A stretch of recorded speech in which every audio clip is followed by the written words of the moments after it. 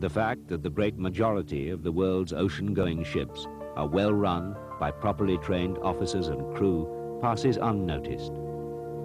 It is the minority of rogue ships with suspect operators, unchecked by flag state, that threaten the safety of their crews, other shipping, and the environment. It is to eliminate these substandard ships that port state control has been established. If any single port or nation takes action other than arresting the ship, the suspect vessels will sail to nearby ports or countries, passing through the same waters. Only united international action can be effective. With the backing of the IMO, the ILO, and the European Union, in 1982 in Paris, the first Memorandum of Understanding on Port State Control was signed. This applied to ports in Europe. This initiative, recently reinforced by stringent European legislation, set up a framework for port states to exercise their right to inspect foreign merchant ships in their ports and waters. Morning, Captain. Come in. My name is Verschuren for Port State Control. Other regions have used the European initiative as an example for similar action. Notably the Asia-Pacific region, where port state control was established in 1994 under the Tokyo Memorandum. Similar agreements have been developed in other areas of the world. Regional cooperation on port state control provides a common basis for action in the inspection and, if necessary, the detention of ships in port. The cumulative effect of these agreements is that most ships passing through the coastal waters of these regions are inspected. It is the port state control officers who put the agreements into action. The port state regions all have similar systems. Each officer is fully qualified under the regulations of their own port state. Ships are assigned to them by their central office. Although selection of ships for inspection is, in principle, on a random basis, priority is given to ships of certain types and flags, and ships with a poor inspection record. This targeting assists authorities to allocate resources effectively and to better identify unscrupulous operators and administrations. Where there are clear grounds for believing that a ship does not meet the statutory requirements, a detailed inspection will be held. Clear grounds include a report by another authority or by an organization such as a trade union, or a complaint by the master or another crew member. Before any ship is selected for inspection, a check is made to see if it has been inspected recently. This means accessing the regional database. Details of every inspection in the region are logged here.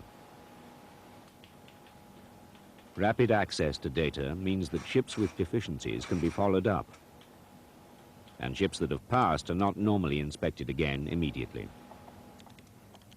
The databases of the Paris and Tokyo memoranda have recently been linked to allow for inter-regional exchange of information.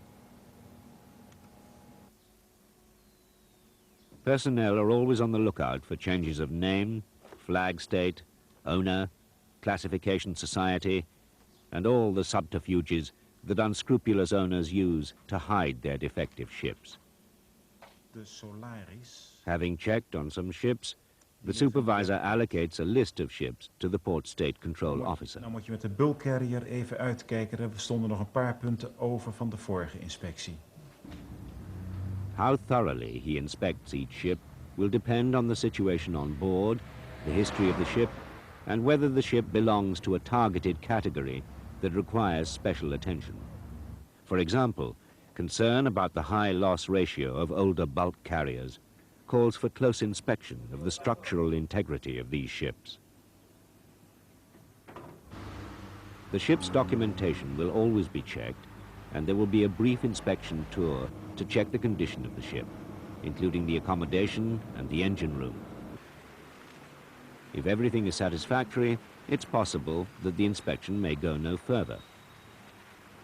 Port State Control inspections only include issues covered by international conventions. These include the IMO conventions on load lines and its protocol, SOLAS and its protocols incorporating the ISM code, MARPOL and its protocol, the STCW Convention, the COLREG Convention, the Tonnage Convention, and the ILO 147 Convention on minimum standards for merchant shipping.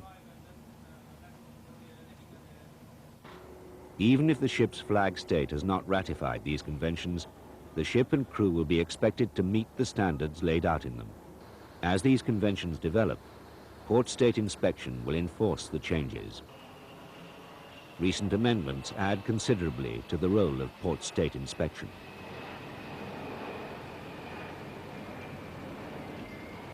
Keeping a ship up to these standards is first of all the responsibility of the owner. It should be part of the ship's routine. Inspection in a few days. Can I see the oil record book, please? Yes. This is the... These issues need to be raised in management meetings and followed up. Remember, once a ship gets a bad name, it can stick, and the ship gets inspected more often. By being vigilant, officers can make it easier for themselves and their ship. Never leave the preparatory work to the last minute. Port State inspections are not just about certificates and hardware. The competence of the crew can also be checked. Other items to be examined include operational procedures and safety and firefighting drills.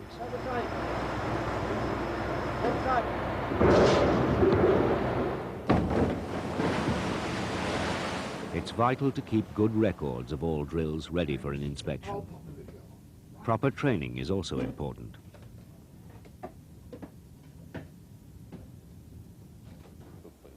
Port State Control officers have the right to go on board any ship in port at any time. Well, I just want to see the... They will first see the master. The inspection always starts with a thorough check of the ship's documents. Can I see the ship certificates? If possible, I could start with the safety equipment, please. Safety equipment certificate. Ship is a Revo. Can I see the crew list, please? Crew list? Yeah. When the vessel arrives at Rotterdam. Close scrutiny of the documents reveals a great deal about a ship and the way it is operated. Are all the documents valid? When was the last flag state inspection? Oh, good morning, Captain. My name is Norman. I come from Marine Department, Port State Control Inspections. Yeah, documentations comes in terms of certificate and maintenance record. These are the critical certification or documents that we should expect to find on board the vessel. And these are the proof that all the international legislation in related to maritime safety and pollution have been complied with.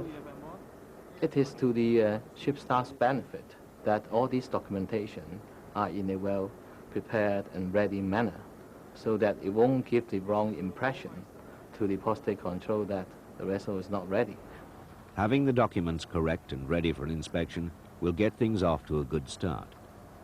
The ship's certificates, the oil record book, classification documents and test certificates of equipment will always be examined. So, Captain, may I see your stability information booklet? The crew list will always be checked against the minimum safe manning document and the certificates of competency of the officers and crew. Okay, your minimum safe manning? Thank you. Thank you.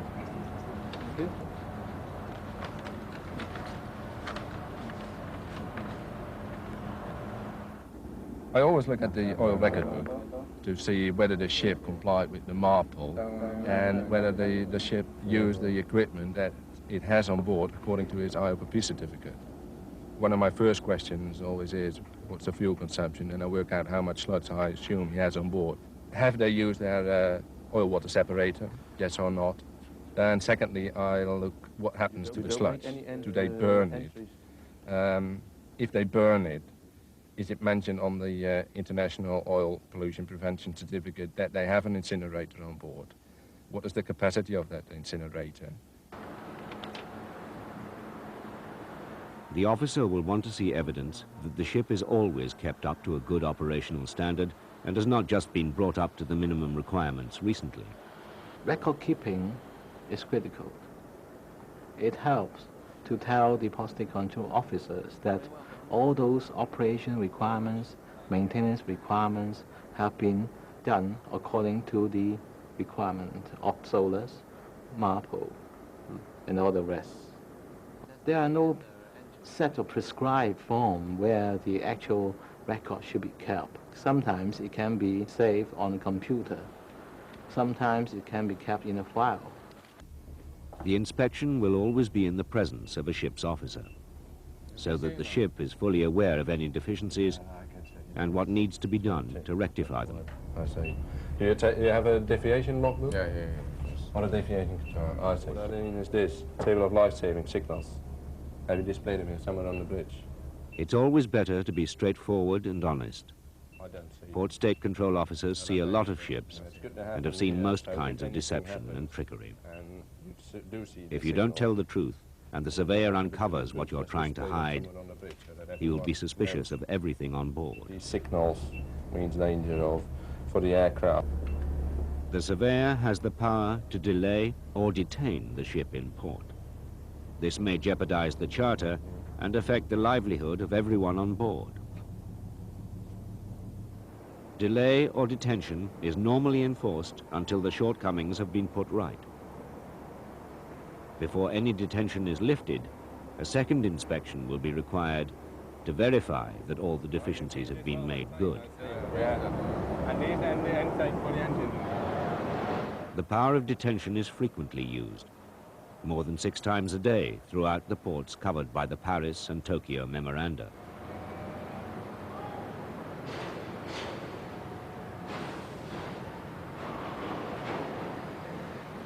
Deficiencies are most commonly found in life-saving appliances, firefighting equipment, safety in general, and navigational equipment. Common but less frequent deficiencies are MARPOL, ship certificates, manning, and overloading. These areas are all well worth checking if an inspection is due. Lack of proper maintenance is the main cause for the deficiencies. Ship's personnel need to pay attention to detail in all routine maintenance to have the best chance of passing an inspection. Excuse me, he's the Port State Inspector, come from Made, Hong Kong. Oh, my name is Norman, yes, Port State Control Inspections. So are you the officer who's in charge of the all the chart work? Yes, I am. Yes, you are. Okay. So can you tell me what are the company's procedure for chart correction? I mean, do you correct every chart you're going to use only? Failure to keep the charts up to date is a common deficiency. There should be evidence of a proper system for chart correction, including adequate checking. There is no set sequence of items that the Port State officer has to investigate.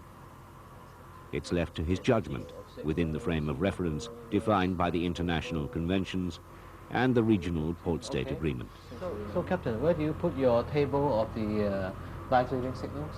Yeah, over there. Over there.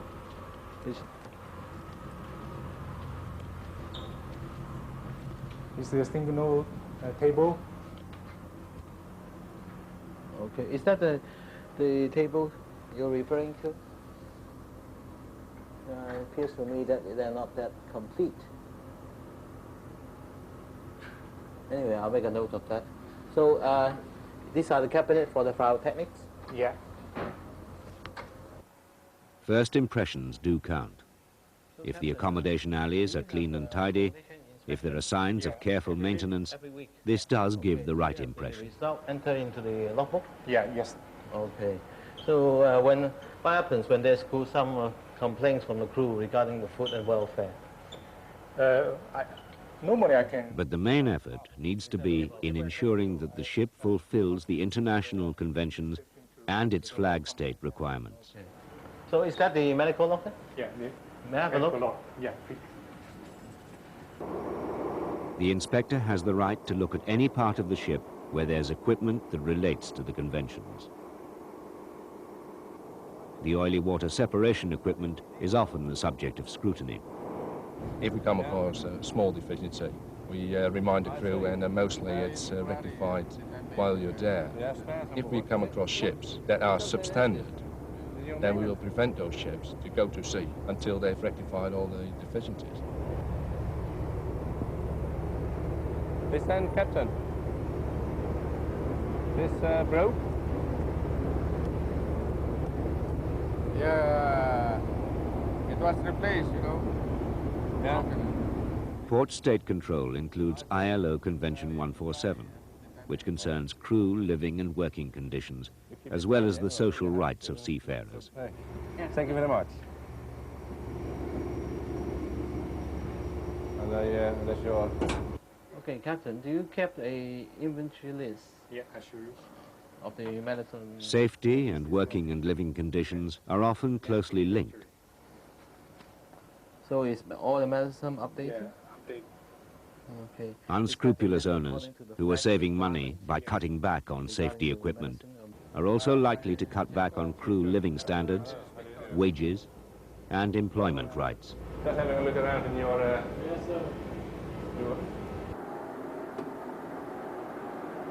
On the fire blanket.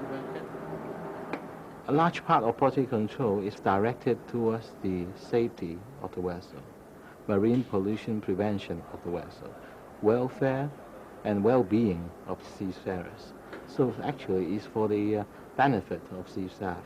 Port state control officers are in a helping role. We are not enemies. So Captain, how long you carry out the inspection of the galley? Yeah, every week. Every week. You have a record for that? Yeah.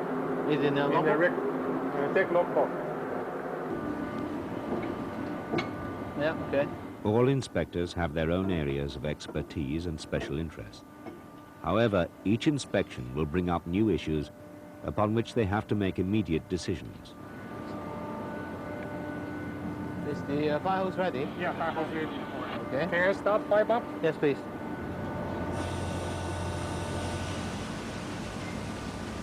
Under the IMO conventions, the safety aspects of any operational procedure may be examined. So may I know your rank, please? My rank is bosun, sir. Your rank is bosun. Yes, so, sir. Can you tell me your duties in a fire drill or emergency?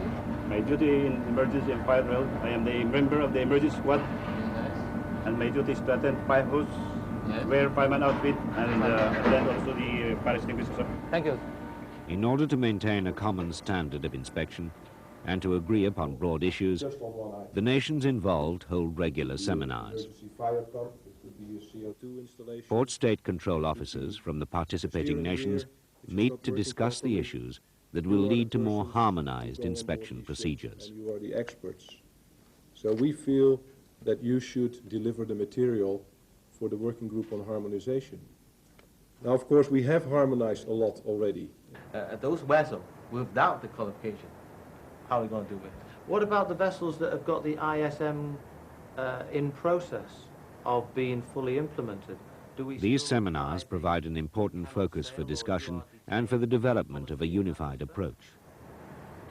I think the first thing we should go according to the principles which we follow for the other port state control items like certification. The ISM code is a continuing area of discussion. As it comes into force, improving the safety consciousness of both ship and shore management, port state inspection will play an important role in verifying compliance. And the operational effectiveness. Port state control operates because governments want it to. Each port state control region is established by the will and with the full power of its member states. The port state control committees scrutinize progress in their regions, and ensure that it's working effectively. It may be true that a good owner will maintain a good ship under any flag, but there are great differences in the percentages of ships detained in terms of their flag state. Certain registries don't seem to come up to standard and are being targeted. We'll come there when we get to the engine room. Port state control detention reports are submitted to the IMO to confront flag states with poor performance. The details of notorious reoffenders are published, including the names of their operators or owners. Yeah, just avoid space. Do this sort of repair, that wouldn't do any good. There are still too many substandard ships on the sea, a fact that port state control officers can bear witness to. Just a picture of a lot of rust. For example, the corrosion inside the hull of this bulk carrier is such that much of the structural steelwork has rusted away. This lifeboat, which has serious structural damage. A fire hose that could never put out a fire. A water main with valves rusted closed. No well-run ship or conscientious seafarer has anything to fear from port state control. The standards set are those of the generally accepted international conventions.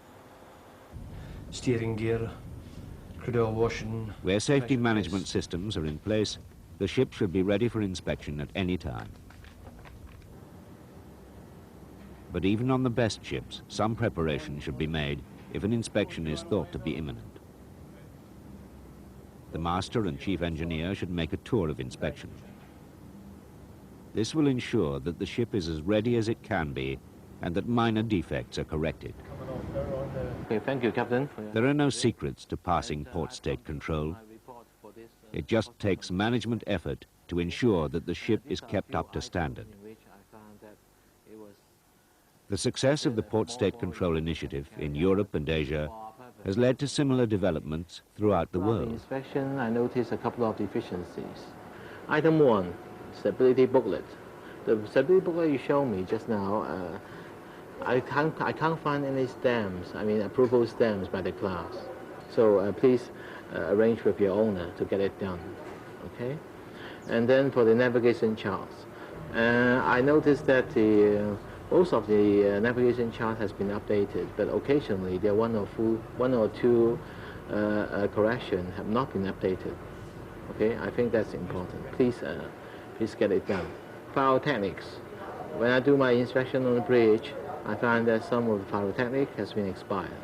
Please arrange with the owners to have the new pyrotechnics be sent on board, or you check with your store to have it. And then the second... Port State Control makes for safer seas. Many thousands of ships have been detained and forced to rectify deficiencies in the ship's structure, safety equipment, firefighting appliances, navigational equipment, crewing, and other areas. The maintenance of proper standards is primarily the responsibility of the ship owner and the flag state, who should ensure that the seafarer keeps to them. Port State Control does not pretend to be more than a secondary safety net, in case the regime of the ship owner and flag state fails.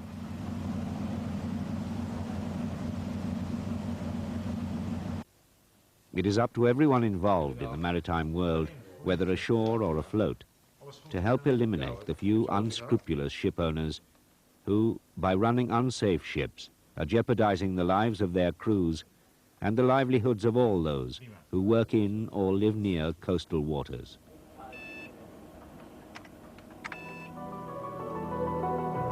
Only by acting in concert can international standards be improved. Mutual cooperation between the port state control regions is growing. Recent developments in the international conventions are giving a greater role to port state control. Ship's crew and ship's owners cannot afford to ignore port state control, tightening the net to catch and eliminate substandard shipping.